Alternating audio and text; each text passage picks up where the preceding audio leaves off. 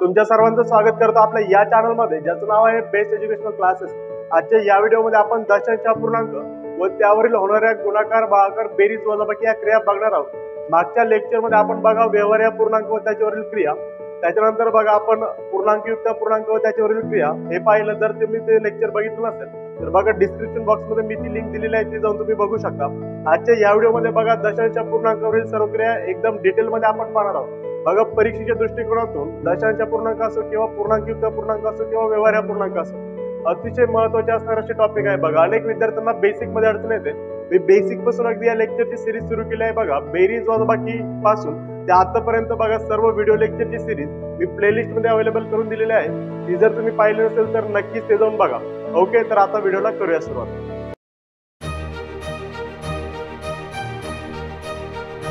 आता बघा दशांश अपूर्णांकाची नेमकं व्याख्या काय सांगते। बघा या ठिकाणी मी व्याख्या लिहून ठेवली। व्याख्या सांगते बघा, व्यवहारी अपूर्णांकाचे उत्तर जेव्हा दशांश चिन्हात येते तेव्हा त्यास दशांश अपूर्णांक असे म्हटले जाते। बरोबर, व्यवहारी अपूर्णांकाचे उत्तर। मग आता एखादा व्यवहारी अपूर्णांक घेऊया।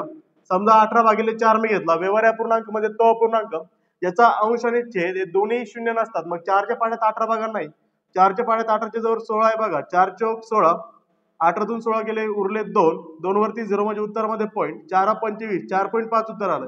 हे 4.5 बघा दशांश चिन्हामध्ये आहे। बघा पॉईंट म्हणजे दशांश चिन्ह। मग जर पॉईंट मध्ये उत्तर गेले तर बघा त्याला दशांश अपूर्णांक असं म्हटलं जातं। मग दशांश अपूर्णांक कोणते कोणते आहेत? 1.25 आहे बघा, 2.25 आहे, 1.12, 12.5 या प्रकारामध्ये येतात। आता पुढे जात असताना आपण शिकूया बघा यांची बेरीज, वजाबाकी, गुणाकार, भागाकार कसा होतो। विद्यार्थी मित्रांनो, आता बघूया दशांश अपूर्णांकांची बेरीज किंवा वजाबाकी कशी होते। आता लक्षात ठेवा, बेरीज किंवा वजाबाकी करताना एक गोष्ट तुमच्या लक्षात असली पाहिजे। ज्यावेळेस आपण बेरीज किंवा वजाबाकी करतो दशांश अपूर्णांकाची, त्यावेळेस बघा पॉईंट खाली पॉईंट येणं खूप गरजेचं आहे। म्हणजे काय, दशांश चिन्ह खाली दशांश चिन्ह असणं खूप गरजेचं आहे। बघा या ठिकाणी काय करायचंय, 4.38 मध्ये ऍड करायचे 52.118। बरोबर, म्हणजे 4.38 अधिक 52.118 यांची बेरीज करायची। मी काय सांगितलं बघा, पॉईंट खाली पॉईंट आला पाहिजे। या ठिकाणी बघा 4.38 लिहूया आणि त्यानंतर बघा 52.118 कसा लिहायचा, बघा पॉईंट खाली पॉईंट आला पाहिजे। मग त्याच्या अलीकडे 52 आणि त्यानंतर बघा 118 या प्रकारे मांडणी झाली पाहिजे बेरजेमध्ये आणि वजाबाकीमध्ये। मग या ठिकाणी काही दिसत नाही म्हटल्यानंतर 0 आहे। 0 आणि 8 बघा 8 होतात, 8 आणि 1 9, 3 आणि 1 4, बघा पॉईंटशी पॉईंट, 4 आणि 2 6, 5 अशी 5। ओके, बेरीज आणि वजाबाकीमध्ये बघा ज्या ठिकाणी पॉईंट आहे त्या ठिकाणीच पॉईंट द्यायचा आहे। 0 8 होतात, 8 1 9 होतो, 3 आणि 1 4, 4 आणि 2 6 आणि 5 अशी 5। ओके, त्याचप्रमाणे बेरीज करूया बघा, 4.992 अधिक 439.2 दिलंय।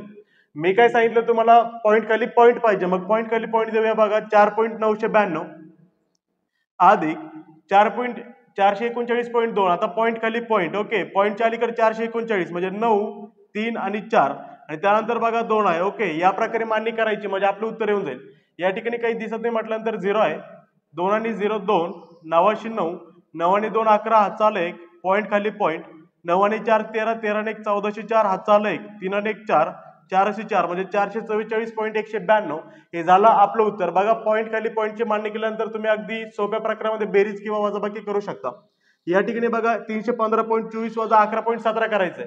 315.24 मधून वजा करायचे 11.17। मग क्रायटेरिया तोच, पॉईंट खाली पॉईंट आला पाहिजे। बघा 315.24 लिहून घेऊया आणि वजा 11.17 बघा पॉईंटशी पॉईंट, पॉईंटच्या अलीकडे 11 आणि पॉईंट 17। ओके, या प्रकारे मांडणी करून घेऊया। 4तून 7 जात नाही, अलीकडचे कोण आजचा घेऊया। पण अलीकडचे कोण आजचा घेत असताना हे लक्षात ठेवायचं बघा, त्याच्या खालचा आजचा घेतल्यानंतर सुद्धा वजा झाला पाहिजे। मग 2तून जर मी एक हातचा तिकडे गेला तरी 1 राहतो आणि 1तून 1 वजा होतो। या ठिकाणी 1 गेला बघा 2 मधून, हा 4 वरती, 14तून 7 गेले 7, 1तून 1 गेला 0, पॉईंटशी पॉईंट, 5तून 1 गेला 4, 1तून 1 गेला 0 आणि 3 अशी 3 म्हणजे 304.07 हे झालं याचं उत्तर। जर आपण पुढे गेलो तर बघा 1.17 वजा 4.324, 1.17 मधून 4.324 वजा करायचा आहे। व्यवस्थित जर तुम्ही विचार केला तर बघा आता ही संख्या लहान आहे, एकामधून 4 जाणं शक्य नाही। 1.17 ही लहान संख्या आहे आणि 4.324 ही मोठी संख्या आहे। मग वजाबाकी करताना तुमच्या हे सुद्धा लक्षात असलं पाहिजे की मोठ्या संख्येतून लहान संख्या वजा करायची आहे आणि येणाऱ्या उत्तराला मोठ्या संख्येचं चिन्ह द्यायचं आहे। मग 1.17 आणि 4.324 मध्ये 4.324 मोठे आहे, मग ती घेऊया 4.324 आणि त्याच्यामधून वजा करूया 1.17। मग पॉईंट खाली पॉईंट आला पाहिजे, पॉईंटच्या पलीकडे 17 आणि अलीकडे 1। ओके, मग 4 अशी 4, या ठिकाणी काही नाही म्हटलं तर 0, दोनातून 7 जात नाही, अलीकडचे कोण आजचा घेऊ, अलीकडचे कोण आजचा घेतल्यानंतर बघा या ठिकाणी 2, या ठिकाणी 12 झाले. ओके, 12तून 7 गेले 5, दोनातून 1 गेला 1, पॉईंटशी पॉईंट, 4तून 1 गेला 3. ओके, 3.154 याचं उत्तर झालं. पण लक्षात ठेवा आपण 1.17 मधून 4.324 नाही वजा केला, 4.324 मधून 1.17 वजा केला आणि या दोघांमध्ये मोठी संख्या कोणती होती तर बघा 4.324 आणि तिचं चिन्ह काय बघा वजा, म्हणजे येणारं उत्तर मायनस मध्ये जाणार, म्हणजे वजा 3.154 हे झालं याचं उत्तर. विद्यार्थी मित्रांनो, आता बघा बेरीज आणि वजाबाकीवर आधारित उदाहरण क्रमांक 5. बघा सर्व प्रकारचे एक्झाम्पल म्हणजे 2 ऍडिशन, 3 ऍडिशन, 3 संख्यांचे ऍडिशन हे मी घेतोय. बघा या ठिकाणी 3 संख्यांचे ऍडिशन सुद्धा पॉईंटचे मी शिकवत आहे. करायचं काय बघा, या ठिकाणी 1, 2 आणि 3 नंबर आहे. 2 नंबर्स असताना 2 संख्या असताना आपण काय केलं, पॉईंट खाली पॉईंट घेतला. अगदी तीच ट्रिक 3 संख्या असताना, 4 संख्या असताना किंवा 5 संख्या किंवा किती संख्या सुद्धा ते असताना लागू करायचे. बघा सगळ्यात पहिलं 4448.13 लिहून घेऊया. त्याच्यामध्ये ऍड 3.1 करायचं आहे. मी काय सांगितलं, पॉईंट खाली पॉईंट पाहिजे, मग पॉईंट या ठिकाणी ओके, पॉईंटच्या अलीकडे 3 आणि त्यानंतर 1, 3.1. त्यानंतर बघा 0.225 पॉईंट खाली पॉईंट ओके, त्यानंतर 225 आहे पलीकडे आणि अलीकडे 0 ओके, 0.225, 3.1 बघा 4448.13. बघा प्रत्येक पॉईंट खाली पॉईंट आलाय. मग आपण बेरीज करू शकतो. ओके, मग आता 5 अशी 5, 3 आणि 2 5, 1 आणि 1 2, 2 आणि 2 4, पॉईंटशी पॉईंट, नंतर 8 आणि 3 11, हाताला 1, 4 आणि 1 5, 4 अशी 4 आणि 4 अशी 4, 4451.455 हे झालं आपलं उत्तर. विद्यार्थी मित्रांनो, आता पाहूया प्रश्न क्रमांक 6. बघा या ठिकाणी सांगितलंय 12.3456 वजा 6.23 वजा 5.0045 वजाबाकी करायची आपल्याला. आता काय करूया बघा, वजाबाकी करताना आधी 2 जणांची वजाबाकी करूया, आधी या दोघांची वजाबाकी करूया, मग आलेल्या उत्तरातून ही संख्या वजा करूया. मग वजाबाकी करताना देखील पॉईंट खाली पॉईंट आला पाहिजे. मग आता बघा 12.3456 ओके वजा किती बघा 6.23 बघा पॉईंट खाली पॉईंट, पॉईंटच्या अलीकडे 6, त्यानंतर बघा 23, या प्रकारे मांडणी. या ठिकाणी काहीच नाही म्हटल्यानंतर 0, 6 अशी 6, 5 अशी 5, 4तून 3 गेला 1, 3तून 2 गेला 1, पॉईंटशी पॉईंट बघा 2तून 6 जात नाही, अलीकडचे कोण हातचा घेऊ, याच्यातून जर 1 घेतलं तर बघा या ठिकाणी 0 आणि या ठिकाणी 12 राहतो, 12तून 6 गेले 6 आणि 0शी 0 म्हणजे 6.1156 हे झालं याचं उत्तर.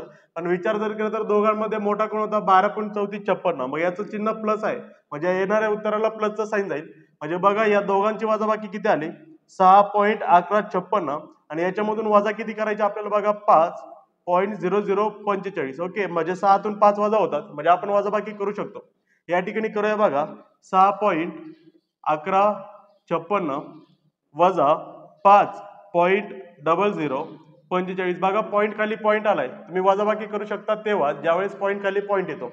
मग आता बघा पॉईंट खाली पॉईंट आला, 6तून 5 गेला 1, 5तून 4 गेला 1, 1 पॉईंटशी पॉईंट, 6तून 5 गेला 1 म्हणजे 1.1111 हे होतं याचं उत्तर. विद्यार्थी मित्रांनो, आता बघूया बेरीज आणि वजाबाकीवर आधारित शेवटचं एक्झाम्पल. बघा या ठिकाणी सांगितले वजा 17.11 वजा 444.13 आणि बरोबर किती असं विचारलंय. बघा हा प्रश्न एसटीआय पूर्व परीक्षेला पडला होता आणि हा सोडवायचा कसा, तर बघा या ठिकाणी 17.11चं चिन्ह वजा आहे आणि 444.13चं चिन्ह देखील वजा आहे. मग दोन चिन्ह सारखे असल्यानंतर काय होतं तर बघा, दोन चिन्ह सारखे असल्यानंतर बेरीज होते आणि दोन चिन्ह वेगळे असल्यानंतर वजाबाकी होते. या दोघांचे चिन्ह सारखे आहेत म्हणजे बेरीज होणार. मग बेरीज बघा 17.11 मध्ये आपल्याला किती ऍड करायचे बघा 444.13, मग बेरीज करताना पॉईंट खाली पॉईंट, पॉईंटशी पॉईंट, अलीकडे बघा 444 आणि पॉईंट 13 पलीकड. आता बघा 3 आणि 1 4, 1 आणि 1 2, पॉईंटशी पॉईंट 7 आणि 4 11, हाताला 1, 4 आणि 1 5 आणि 1 6 आणि 4 अशी 4, 461.25 याचं उत्तर. पण चिन्ह द्यायचं कोणतं बघा, या दोघांमध्ये मोठी संख्या कोणती आहे 444.13 आणि तिचं चिन्ह वजा, म्हणून बघा हे उत्तर मायनस मध्ये जाईल म्हणजे वजा 461.25 हे झालं याचं उत्तर. विद्यार्थी मित्रांनो, आता आपण शिकणार आहोत दशांश पूर्णांकांचा गुणाकार कसा होतो. बघा परीक्षेच्या दृष्टिकोनातून या सर्वांमध्ये आयएमपी असणारा टॉपिक आहे बघा दशांश पूर्णांकांचा गुणाकार.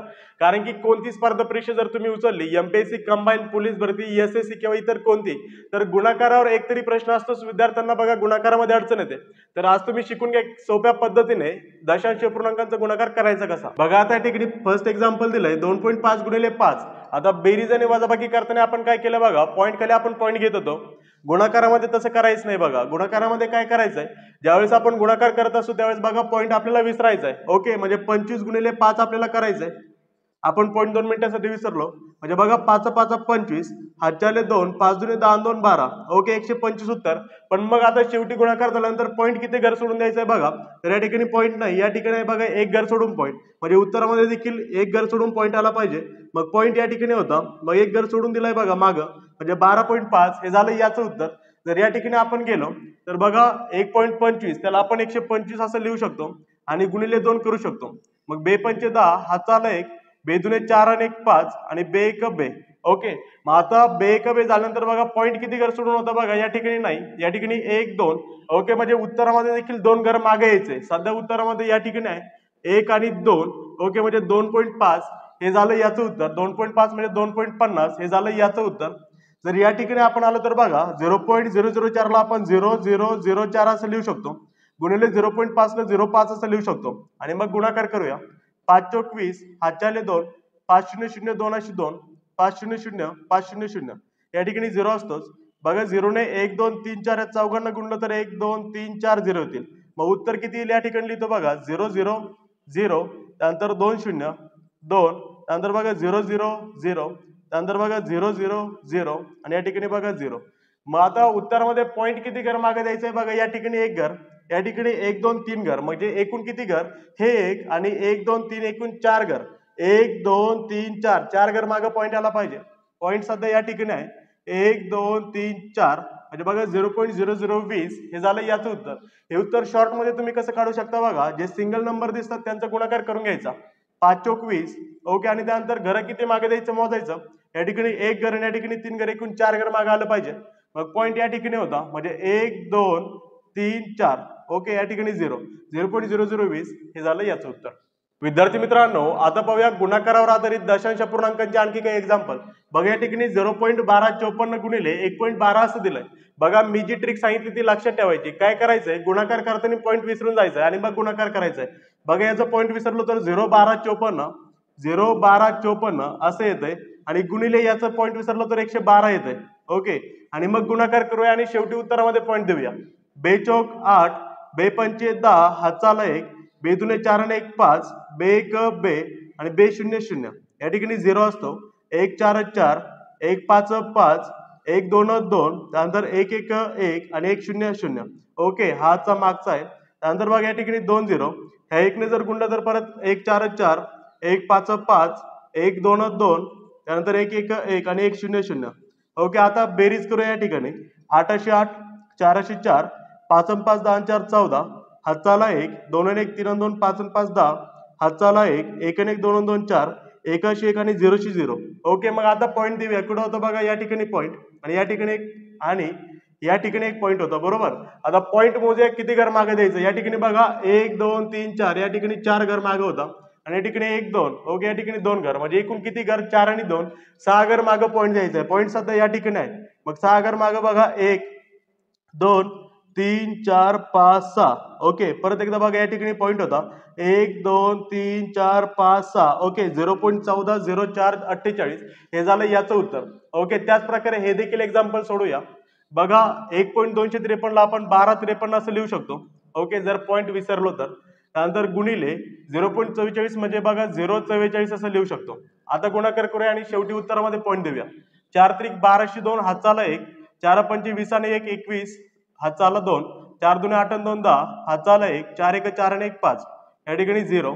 ओके, त्यानंतर हातचा विसरूया परत. 4 त्रिक 12, हातचा आला 1, 4 पंचे 20 आणि 1 21, हातचे आले 2, 4 दुने 8 8 आणि 2 10, हातचा आला 1, 4 1 4 आणि 1 5. ओके, या ठिकाणी 2 0. 0 जर 1 2 3 4 या 4 संख्येला गुणलं तर 4 0 येतील. मग 4 0 देऊन टाकूया. 1 2 3 4. ओके, ऍडिशन करूया. 2 अशी 2, 2 आणि 1 3, 1 अशी 1, 5 अशी 5, 5 अशी 5 आणि 0. ओके, मग आता उत्तरामध्ये पॉईंट किती घर सोडून द्यायचं आहे बघा. पॉईंट या ठिकाणी होता आणि या ठिकाणी, म्हणजे बघा या ठिकाणी 3 घर सोडून 1 2 3 आणि या ठिकाणी बघा 1 2 घर, म्हणजे एकूण किती 3 आणि 2 5 घर मागे पॉईंट आला पाहिजे उत्तरामध्ये. सध्या पॉईंट या ठिकाणी आहे. मग 1 2 3 4 5. ओके, म्हणजे 0.55 132 हे झालं याचं उत्तर. आता बघूया दशांश पूर्णांकांचा भागाकार कसा होतो. आता बघूया भागाकारावर आधारित काही एक्झाम्पल. बघा या ठिकाणी मी एक्झाम्पल घेतलंय आणि दशांश पूर्णांकांचा भागाकार कसा करायचा हे आपण यामध्ये शिकणार आहोत. बघा 5 ने 12.5 ला भाग द्यायचा आहे, मग द्यायचा कसा? बघा 5 ने आधी 12 ला भाग जातो का हे बघा, मग 5 ने 12 ला भाग जात नाही, पण 12च्या जवळची एक संख्या आहे जी 5च्या पाड्यामध्ये आहे, ती कोण आहे बघा 10, 2 नंबरला. बघा 5 एक 5, 5 दुने 10, उरले किती खाली? 12तून 10 गेल्यानंतर 2. ओके, आता 5च्या पाड्यामध्ये 2 भाग आहे का नाही?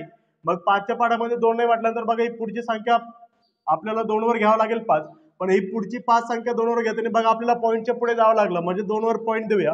मग 5 5 25 म्हणजे 2.5, हे झालं याचं उत्तर.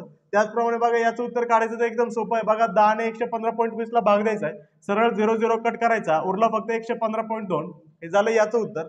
जर बघा 1.2 भागिले 3चा विचार केला तर 3च्या पाड्यामध्ये 1 नाही.